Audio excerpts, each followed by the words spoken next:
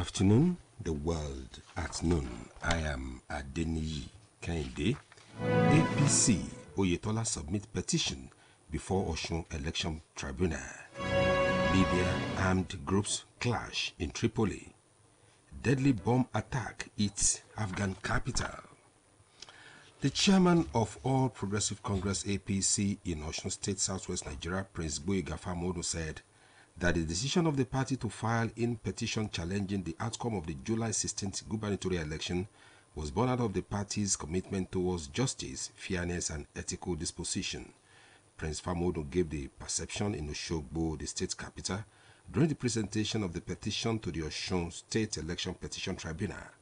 Governor's Office correspondent Sonya Ononide has more on the story.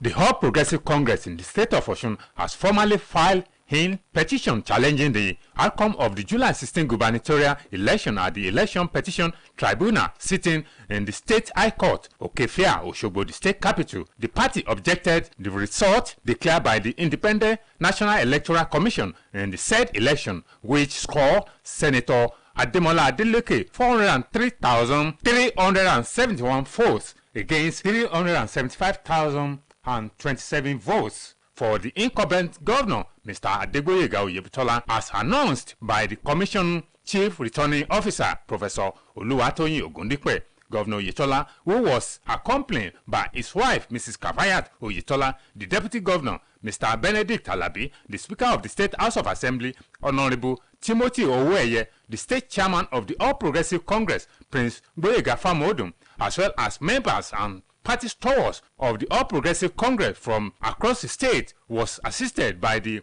Attorney General of the state, Mr. Femi Akande, and the lead counsel, Mr. Kunle Adegoke, Senior Advocate of Nigeria, in the signing and presentation of the petition to the Registrar of the Election Petition Tribunal. Speaking with newsmen shortly after the presentation of the petition, the state chairman of the All Progressive Congress, Prince Gboyega Famodu, as well as the lead counsel, Mr. Kunle Adegoke, Senior Advocate of Nigeria, said that the petition become necessary in putting the record straight about anomalies observed by the party during the July 16 gubernatorial election. Just filed it in, signed and sealed for the tribunal to take over from there.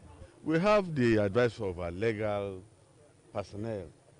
They have given us assurance that we have a good case, and I believe so. Well, the members of the party are in tune with me, and that's why you see all of them around me.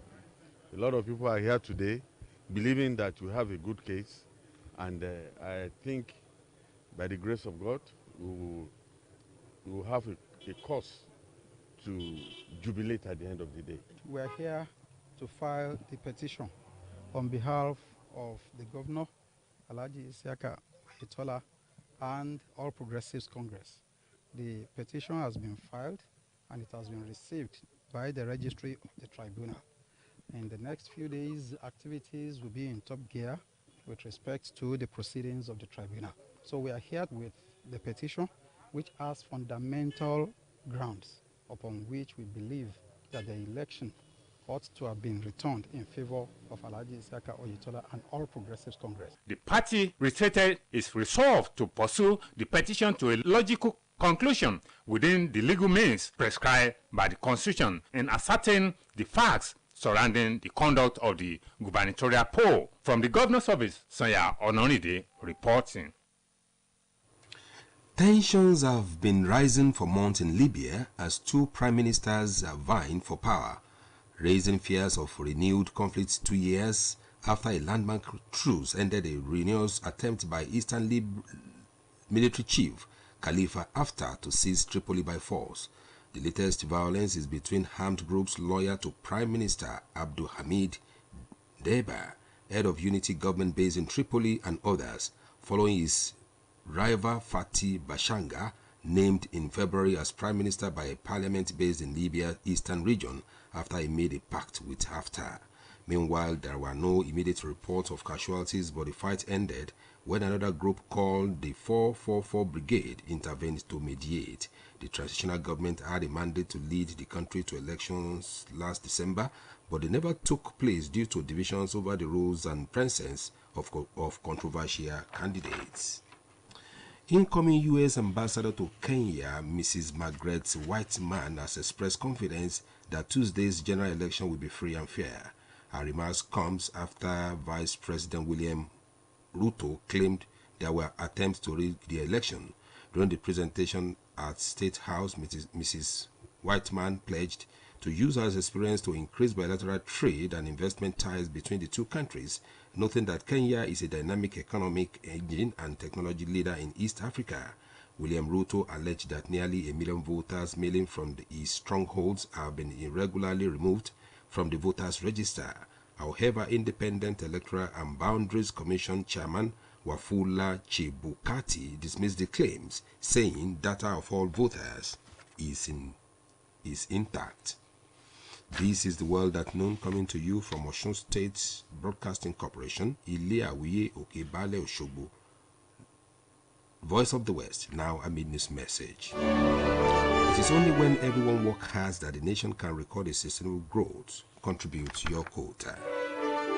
The Chinese Foreign Ministry has called on international community to unite against the reckless pressure from United States and its interference in other countries' internal affairs.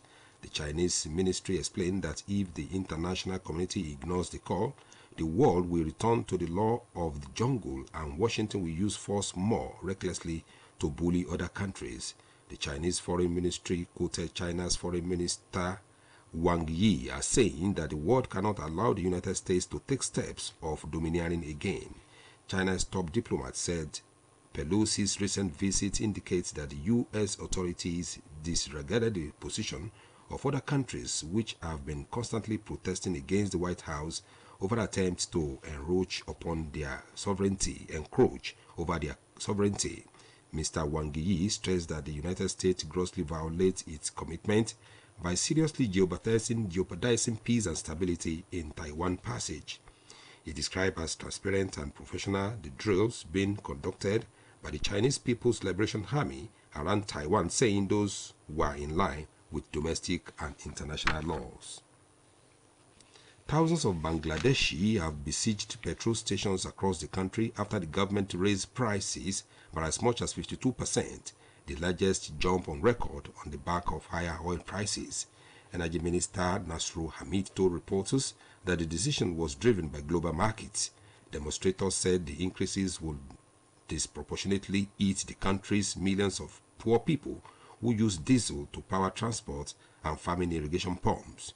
Russia's invasion of Ukraine has been global energy price soar, though oil has fallen to normal in recent weeks as recession fears mount. The decision has forced motorcyclists racing to fuel stations nationwide to try and fill up before the price rise went into effect, while some stations have paused sales, leading to sporadic protests that broke out in the country. Bangladesh has been hit by higher energy prices in the wake of war in Ukraine, spurring a struggle to source fuel for power stations. Also, the Bangladeshi currency taka has declined by around 20% against the dollar in the past 3 months, further weakening the nation's finances with the current account deficit hitting $17 billion. Police in Afghanistan have announced that a bomb attached to a hand chat has exploded in Kabul, killing 8 people and wounding 18 others in an area largely inhabited by Afghanistan's minority Shia Muslim community. Kabul police spokesperson Khalid Zadran told reporters that the explosives were attached to a hand cart loaded with vegetables and packed in an area where residents are shopping for daily food items. Police spokesman Mr. Zadran told newsmen that preliminary information indicates that 2 citizens were killed and 3 others wounded. Shia Muslims in Afghanistan are currently commemorating the first 10 days of the Islamic holy month of Muharram, culminating in Ashura, which marks the death of Reverend Imam Hussein ibn Ali, grandson of the Prophet Muhammad. The police said no group has so far claimed the blast, but Daesh has regularly targeted Shia Muslims in Afghanistan. Meanwhile, Taliban officials insisted that their forces have defeated Daesh, but analysts say the group remains a key security challenge. And here again are the highlights of the world at noon. Following the outcome of the July 16th governorship election in Osun State, Governor Adegboyega Oyetola and his party, the All Progressive Congress APC, has filed a petition before the Election Petition Tribunal sitting at Osun State High Court, Osogbo. Tensions have been rising for months in Libya as two prime ministers are vying for power, raising fears of renewed conflicts 2 years after a landmark truce ended a erroneous attempt by Eastern military chief Khalifa Haftar to seize Tripoli by force. Police in Afghanistan have announced that a bomb attached to a hand chat has exploded in Kabul, killing 8 people and wounding 18 others in an area largely inhabited by Afghans' minority Shia Muslim community. And that was The World at Noon, edited by Nathaniel Oyegoke and delivered by Adeniyi Kehinde. For more about us, you can visit www.osbcng.org. Thanks so much for listening. Good afternoon.